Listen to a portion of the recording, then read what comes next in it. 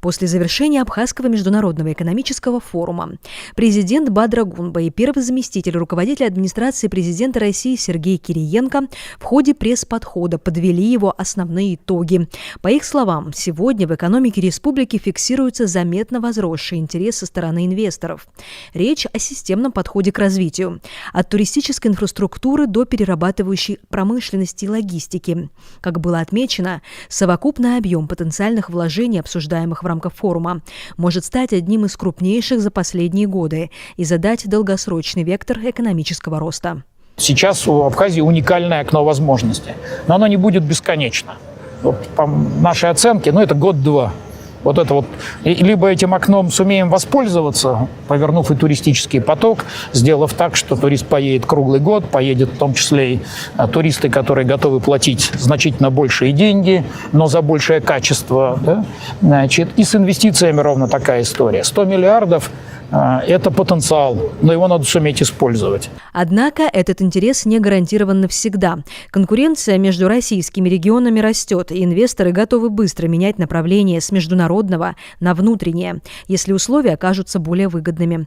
Поэтому, по словам Сергея Кириенко, главное условие для реализации инвестиционного потенциала Абхазии – понятные и прозрачные правила игры. Речь идет о принятии законов и их реальном исполнении, одинаковом для всех участников рынка. Для этого потребуется соответствующее законодательство, современное, конкурентоспособное законодательство и способность принимать его быстро. Честно говоря, пока, Бадзар Абович не обидится, да, но я понимаю, мы много с ним об этом говорим, да, иногда правильные решения, они вроде бы и принимаются, но они так долго принимаются, что надо понимать, что инвесторы ждать не будут. Он развернется и убежит в Краснодарский край или в какие-то другие соседние регионы. Сегодня внутренний туризм в России развивается очень быстро. И свято место пусто не бывает. Оно будет заполнено. Поэтому принятие своевременного законодательства – очень важная история, что это законодательство не просто должно быть принято, оно должно быть современным, конкурентоспособным, оно должно исполняться. Исполняться оно должно для всех. Да, потому что вот этот вопрос, за которым все инвесторы всегда и все партнеры, в том числе регионы-партнеры, будут очень внимательно следить.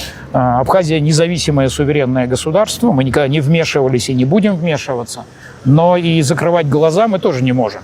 Поэтому если инвесторы будут видеть, что законодательство принято, но не работает, или оно работает с оговорками «смотря для кого», тогда большая часть этих проектов просто не будет реализована.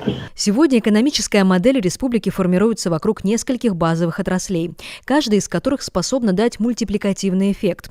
Это сельское хозяйство, туризм, инфраструктура и энергетика. Сферы, которые одновременно создают рабочие места, формируют доходы бюджета и обеспечивают долгосрочный рост. Главные, проекты развития в целом экономики – это, опять же, такие отрасли, как сельское хозяйство, туризм, инфраструктура, в целом энергетика. Это как раз-таки те отрасли экономики, которые имеют огромный потенциал развития, в том числе и в целом нашей экономики. Эти темы, эти направления для нас остаются актуальными. Это то, над чем мы работаем. Энергетика остается фундаментом всей экономической системы. Без стабильного энергоснабжения невозможна работа предприятий, развитие туризма и запуск новых производств. В последние годы именно эта отрасль была одной из самых проблемных. Однако сейчас, по словам президента Абхазии, ситуация постепенно меняется. Масштабные работы проводятся в рамках реконструкции нашей энергетической системы при поддержке Российской Федерации. И непосредственно Сергей Владимирович активно занимается, включился в оказание поддержки. Это очень важной и главной отрасли нашей экономики. Вы знаете, что мы устанавливаем приборы учета. Это как раз-таки возможность уменьшить дефицит электроэнергии. Вы знаете, что по году это порядка 600-700 миллионов киловатт-часов. Если мы достигнем на порядок, наполовину уменьшения затрат электроэнергии, это сэкономит колоссальное количество средств. Впервые за длительное время зимний период прошел без веерных отключений, и это стало важным сигналом для населения и бизнеса. Зима 25-26 года, первая зима в независимой Абхазии, которая прошла без отключений, без веерных отключений электроэнергии. Да, в это внесла свой вклад Россия. Мы обеспечили гуманитарный переток, который, кстати, важно понимать, что эта электроэнергия оплачивается из бюджета России. Это несколько миллиардов рублей, которые Россия вкладывает в поддержку. Но у нас были очень такие честные договоренности, что, извините, помогают тому, кто сам что-то делает. Да? Значит, поэтому очень большая работа впервые была проделана и с повышением эффективности использования электроэнергии. То есть то, о чем Бадр Зурабович говорил, то есть целый ряд потерь, которые просто нерационально уходили. Честно говоря, в том числе и с воровством электроэнергии. Мы как-то говорили, что энергетики Абхазии, когда стали наводить порядок с оплатой, они нашли юридические лица, которые за все время независимой Абхазии не платили за электроэнергию никогда. То есть, когда к ним в 25 году пришли за счетами за электроэнергию, некоторые из них спросили, а что это такое? А разве за электроэнергию надо платить?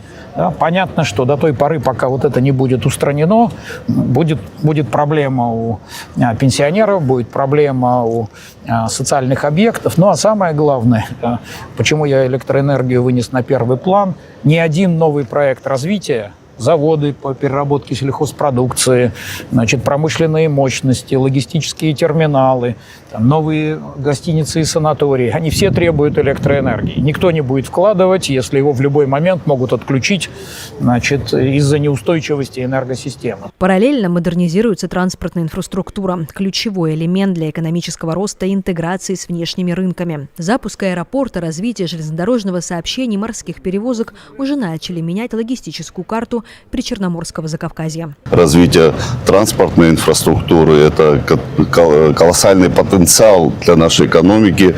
Наряду с открытием международного аэропорта имени Владислава Григорьевича Арцеба, открытие железнодорожного сообщения, сотни тысяч людей перевезены этим транспортом. И, конечно же, есть куда расширяться, наращивать объемы перевозок, грузов, пассажиров. И в этом смысле, конечно же, мы и дальше будем прорабатывать развитие этих очень важных отраслей экономики. Новая транспортная инфраструктура позволяет не только увеличить туристический поток, но и упростить экспорт продукции и перемещение грузов. Вчера был представлен на выставке проект реконструкции контрольно-пропускных пунктов на ПСОУ. Вы, наверное, слышали, что это уникальный проект. В разы увеличивается пропускная способность, при этом ремонт – это несколько лет, но организаторам поставлена задача не закрыть пункт наполовину на время ремонта, а даже в процессе ремонта каждый год будет увеличиваться пропускная способность. Вот это важнейшая задача, о которой мы договорились, что будет контроль с российской, и с абхазской стороны, чтобы людям было удобно. Туризм остается локомотивом абхазской экономики. Улучшение транспортной доступности уже сокращает время в пути и делает поездки более удобными, особенно для краткосрочного отдыха. В конце концов, я сейчас летел в Сухум, на час быстрее. Даже, например, на час 10. То есть до Сочи ты летишь 3:30, 3:40, до Сухума мы долетели за 2:20. Для туриста, который прилетает на несколько дней, это имеет очень большое значение, и это открывает ту самую возможность для круглогодичного туризма, когда ты в течение всего года можешь прилететь на выходные, на несколько дней. И у нас к лету впервые становится совсем большой широкофюзеляжный самолет, там порядка 500 мест на одном борту. Такие самолеты сюда еще не летали. Это тоже увеличивает пассажиропоток. При этом стратегия развития отрасли меняется. Ставка делается не только на летний сезон и побережье, но и на расширение туристической географии. Что здесь инвестиции, которые Россия в это вкладывает и инвесторы, и из бюджета Российской Федерации. Они носят системный характер, потому что мы не просто запустили электричку в прошлом году, но в этом году из бюджета заложили субсидию на то, чтобы билет оставался 300 рублей, а не 1000, как он мог бы стоить. Ну, и это в первую очередь, честно говоря, даже не столько для туристов, сколько для местного населения, конечно. Ровно такая же история «Комета», она запущена, и на этот год заложено субсидирование. Иначе цена билета там будет такой, что местные жители туда точно не поедут, и не каждый турист это сделает. Что касается сельского хозяйства, то агропромышленный комплекс рассматривается как еще один стратегический сектор.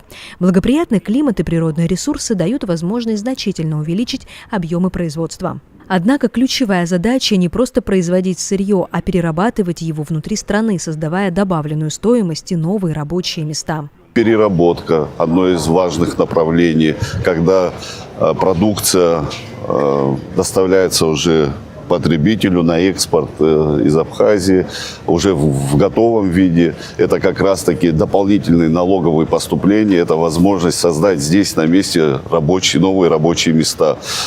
Развитие переработки, по словам Сергея Кириенко, открывает доступ к новым рынкам и делает экономику Абхазии более устойчивой. Конечно, должна вывозиться не просто сырьевая продукция, потому что то, что вчера на выставке показывали, и мармелады, значит, из фихуа, из цитрусовых.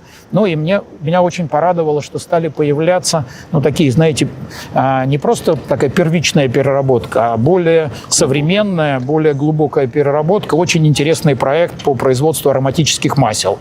Вот вчера нам на выставке его показывали, но причем с учетом огромного российского рынка и с учетом того, что сегодня в условиях специальной военной операции у нас часть традиционных поставщиков европейских ушла с рынка, это открывает уникальный рынок, да, причем для продуктов глубокой переработки. Вот мы вчера со специалистами в этой сфере в Абхазии в сельском хозяйстве говорили, что когда-то в советские годы на производство ароматических масел в Абхазии было создано до 15 тысяч рабочих мест.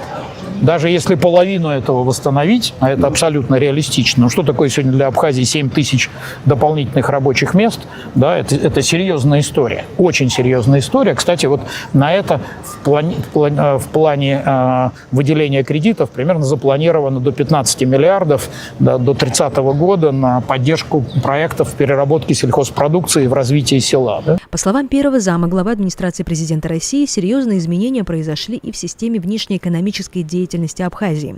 Реформа таможни позволила снизить административные барьеры и сделать экспорт более предсказуемым. Еще в прошлом году любой сельхозпроизводитель рассказывал, что главная проблема у него не только вырастить, но и вывести. Значит, и цена при пересечении таможни менялась ощутимо. Да? То есть степень прозрачности, справедливости, честности работы на таможне поменялась кардинально. И это сразу сказалось и на увеличении экспорта, значит, и на том, что люди... Это все очень связано. Да? Как только стало проще с экспортом, тут же в этом году увеличилось количество площадей, на которых высаживают и цитрусовые, значит, и другие сельскохозяйственные культуры. Как отмечают чиновники, экономика республики постепенно диверсифицируется. Одним из новых направлений становится медицинский туризм, который может привлекать пациентов из других стран. Это формирует дополнительный поток доходов и расширяет возможности для развития сервисной экономики.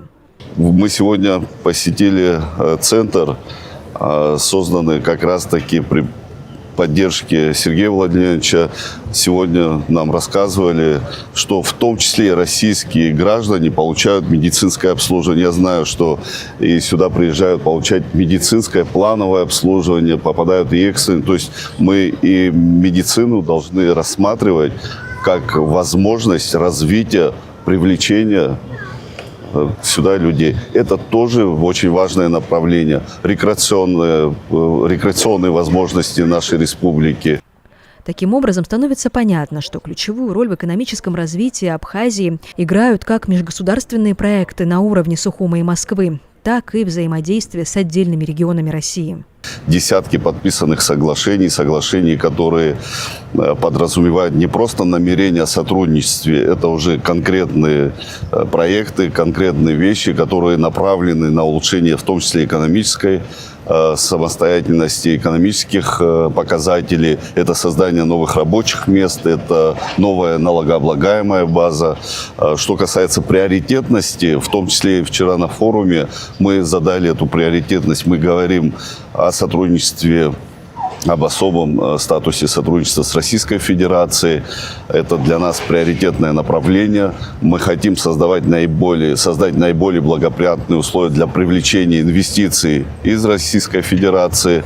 Это важный фактор нашего взаимодействия. Ну, конечно же, в рамках этого взаимодействия не говорить о сотрудничестве с регионами Российской Федерации, это неверно, это огромный потенциал, это огромные возможности, которые мы обязательно должны использовать. И приезд сюда 15 руководителей регионов Российской Федерации – это показатель того, что мы не просто на словах говорим о необходимости расширения взаимодействия, это уже работа, которая ведется системно и будет продолжена. Абхазия делает ставку на комплексное развитие экономики и привлечение инвестиций. Однако итог во многом будет зависеть от эффективности управления и способности быстро адаптироваться к новым условиям. 15 глав регионов, десятки министерств и ведомств, под сотню компаний. Им действительно очень интересно, они действительно готовы вкладывать. Это может дать очень большой потенциал для развития Абхазии. Но вот насколько удастся использовать этот потенциал, это, честно говоря, мы сделаем все от нас зависящее, чтобы помогать, но это в первую очередь зависит от решений, от их скорости и качества, которые будут приниматься всеми органами власти в Абхазии, и президентом, и правительством, и парламентом. Я верю в то, что этот потенциал можно использовать. Таким образом, Абхазия уже заложила основы для экономического роста.